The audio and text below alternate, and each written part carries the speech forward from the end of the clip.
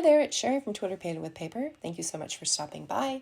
Today I'm going to show you how I made this 4-inch box that is a shaker box. So the products that I'm using today are the Christmas Cheer paper pack, the Merry Hippos clear stamp set, the 3 Snowflakes Die, the Snowbanks Die, the Houses Die, the Double Stitch Squares Die, and the 3 Christmas Trees Die.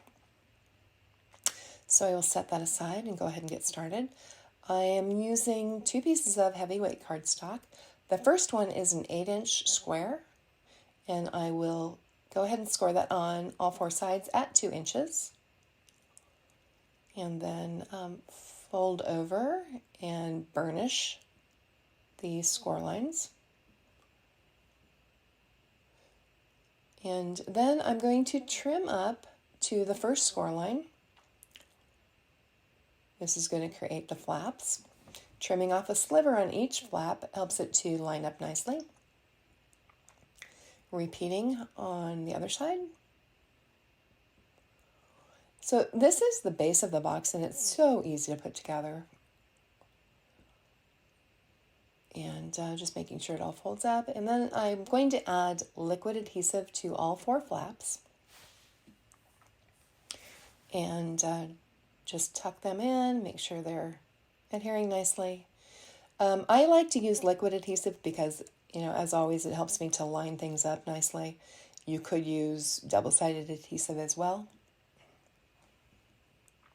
And really that's it. I'm going to set that aside and then work on my lid. The lid is a piece of 8 1/8 inch square cardstock. But we're repeating the same process, scoring on all 4 sides at 2 inches. And folding over and burnishing again. So this part is pretty much exactly the same. But I will say that the lid is a little bit trickier, and I will show you why in just a minute. So again, just cutting up to that first score line, cutting a sliver off on each flap. Repeating on all 4 sides. And that's it. So that's the easy part. Now for the cutting the center out, I'm using the second to the largest double stitch square die. I use a low tack tape for that, folding in the side so I can fit it through my die cutting machine. When it comes out, it's going to have a few crease lines, but that's okay. Don't worry. We're going to cover that up with pattern paper. And now I'm just going to add a piece of clear acetate that was cut to 4 inches. And I'm doing that with liquid adhesive, making sure it's down there nicely, and I will set that aside. So for the background, I am using a piece of pattern paper from the Christmas Cheer paper pack and a snowbank that I cut with the Snowbanks die set and glitter paper. And trim down to size. And then I cut a house out of pink paper and glitter cardstock. And so when you do it out of both, you can trim it off so that the smokestack is showing and the windows, and then just add the roof, which is also the die that's included in that set. And I cut off one of the trees from the 3 Christmas tree die, which I also cut out of glitter paper.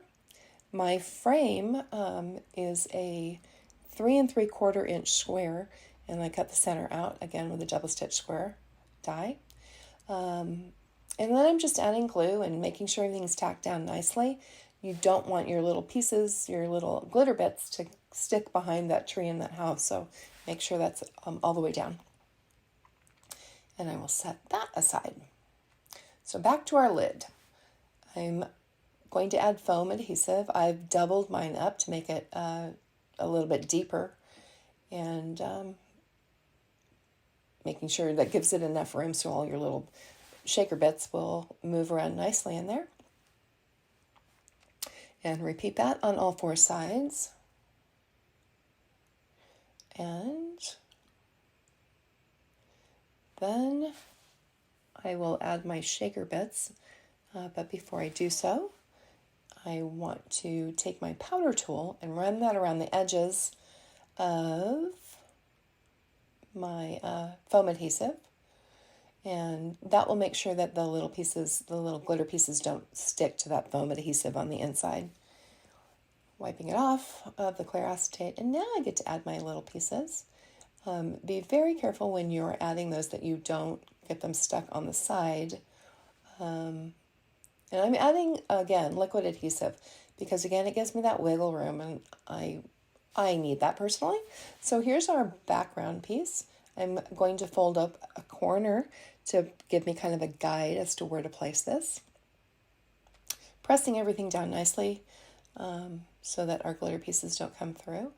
And now we get to form the box. So exactly the same process. Add glue to the flaps and tuck them in. Repeating on all four sides. And it's already going to be super cute, but we're going to add pattern paper to the top and sides.